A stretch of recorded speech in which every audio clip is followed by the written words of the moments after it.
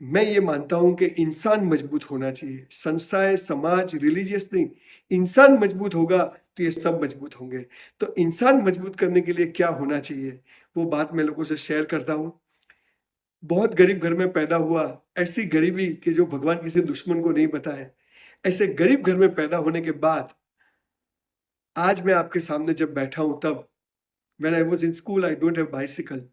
मेरे घर में टॉयलेट नहीं था। माय फादर वाज़ टेलर, जिसको ओटला बोलते हैं, कच्ची दुकान टेलरिंग की मेरे पिताजी की थी। मैं बाय बॉर्न ब्राह्मण घर में पैदा हुआ। तो हमारे गुजराती में एक स्टोरी होती है ऑलवेज़, जिसमें आता है गरीब ब्राह्मण था। मतलब ब्राह्मण गरीब ही होता है। पता नहीं वो किसने लिखी, वरना आज मैं उसको बता दें कि किसको गरीब बोलते हैं। पर ऐसे गरीब घर में पैदा होने के बाद मैं भगवान से रोज़ झगड़ा करता था कि मुझे गरीब क्यों बनाया? मेरे दोस्तों के पास स्कूटर है, उनको गाड़ी छोड़ने आती है, वो स्कूल बस में आते हैं, मेरे पास अच्छा स्कूल बैग नहीं है। मेरी फीस सबसे लास्ट में स्कूल में पे जमा होती थी। मेरे पास अच्छे नाश्ते नहीं होते, वो लोग सब बिस्किट, ड्राई फ्रूट्स लेके आते थे। मैं चपाती, छुंदा या ऐसा कुछ चपाती और गुड़ लेके जाता था। तो मुझे हमेशा ये रहता था कि भगवान ने ऐसा क्यों किया? सबको इंसान बनाया तो हमें गरीब क्यों बनाया? हमारे पास क्यों पैसा नहीं है? पर ये जवाब ना भगवान ने कभी किसी को दिया है, ना भगवान किसी को कभी मिला है। छोटे बच्चों की यही हालत होती है, पर मैंने उस क्वेश्चन को छोड़ा नहीं, पकड़ के रखा कि क्यों ऐसा होता है। तो वो जो पूरी एक प्रोसेस मेरी लाइफ में चली, मेरे पिताजी, मेरे माँ दोनों मतलब स्कूल नहीं गए, मतलब दोनों को पढ़ना लिखना नहीं आता था। मेरे पिताजी कुछ थोड़ा बहुत कुछ पढ़ लिख लेते, मेरी मदर तो बिल्कुल नहीं पढ़ सकती थी। पर मेरी मदर बहुत रिच फैमिली से थी, मतलब कि बहुत अच्छा उनका 50 बीघा ज़मीन था। मेरे नाना उस टाइम में घोड़ी रखते थे, हॉर्स रखते थे, और वो यहाँ से 30-40 किलोमीटर दूर से जब हमें मिलने आते तो घोड़ी लेके आते थे। उसे ऐसे अच्छे घर में वो पैदा हुई। मेरे पिताजी और वो मतलब स्ट्रगल कर रहे थे, बाजू के पालनपुर के बाजू के छोटे गाँव में पैदा हुए थे, और वो टेलरिंग का काम करते थे। वो पढ़े नहीं, स्कूल में मैं मारा-मारी करके सेकंड स्टैंडर्ड से निकल गया था। तो फिर वो टेलरिंग का काम करते थे, टेलरिंग का काम खुद सीखे। और जब मैं 8th स्टैंडर्ड में था, एक बार when I was in 8th standard, मैंने घर में झगड़ा किया कि मुझे साइकिल लाके दो। बोला क्यों साइकिल चाहिए? मतलब सबके पास साइकिल है, सबके पास स्कूटर है, ल्यूना है, घोड़ा गाड़ी आती है, उन्हें छोड़ने बस आती है, हम लोग क्यों गरीब हैं? तो मेरे पिताजी ने बोला साला किसी करोड़पति के घर पैदा होना था ना। साला बात सही है, मैं किसी करोड़पति के घर पैदा हुआ होता तो ये प्रॉब्लम ही नहीं थे। पर मैंने बोला वो तो मेरे हाथ में नहीं है। बोले सब कुछ तेरे हाथ में है। बोला कैसे?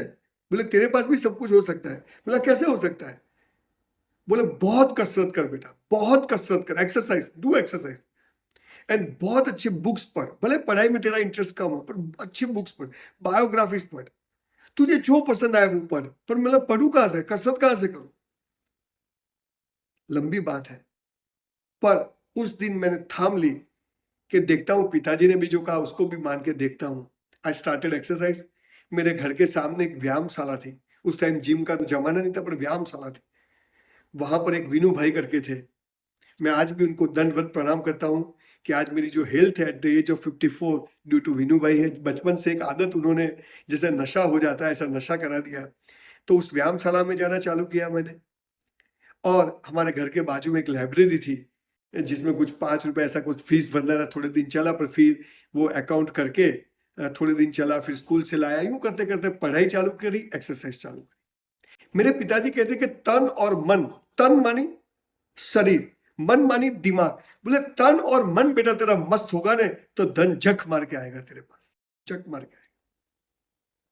ईश्वर में श्रद्धा रखना, ईमानदारी से मेहनत करना, कसरत कर, बहुत बेटा ये भगवान ने दिया है, ऐसा का ऐसा उसको वापस देना।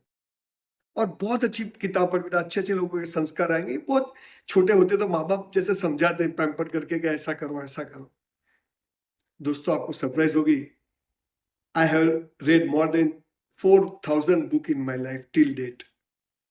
और मैं आज भी 100 डिप्स मारता हूं। मैं 1966 में पैदा हुआ, 1966 मेरा बॉर्न है। 5 सितंबर टीचर्स डे था। शायद पिछले जन्म में टीचर रहा हूँगा और मर गया होगा, तो टीचर्स डे के दिन पैदा हुआ। मैंने ये कसरत और वाचन, तन और मन का ध्यान रखा। आपको सरप्राइज होगा, आज मेरा कंस्ट्रक्शन का बिजनेस है। मेरा अभी पिताजी ओटले पर दर्जी काम करते थे, पर मेरे 196 शॉप्स का मेरा कॉम्प्लेक्स बन रहा है। मेरे पास पढ़ने के लिए पैसे नहीं थे, लाइब्रेरी बुक्स खरीदने के। आज मेरी बहुत बड़ी 7,000 स्क्वायर फीट की बुक स्टोर है, बहुत अच्छा। मैं एक होटल में वेटर की जॉब करता था। I was literally waiter in a hotel for 3 years in my life when I was in college. आज मेरी खुद की होटल है। मैं एक व्यायामशाला में जाता था एक्सरसाइज करने, वहां पर भी 10 रुपया फीस थी। नहीं थी तो बोले झाड़ू मारो, सफाई करो, कचरा पोता करो, रोज जल्दी आके तो आपको फ्री करने मिलेगा, तो मैं वो भी करता था। आज मेरे खुद के 2 जिम चल रहे हैं। See the grace of God. तन और मन का ध्यान रखा तो धन आ गया। अब ये जो पूरी प्रोसेस है, हर एक को पैसा चाहिए, हर एक को सुखी होना है, हर एक को धीरूभाई अंबानी होना है, पर हो नहीं सकता है। कैसे होना है? हमें सही बातें सिखाई नहीं गई, हमारा कंडीशनिंग गलत किया गया है। हमें जो बेसिक चीजें होती है वो बताई नहीं गई। जैसे हमें अंग्रेजी बोलना है तो स्पेलिंग आनी चाहिए, अगर स्पेलिंग नहीं आता तो अंग्रेजी नहीं आ सकती।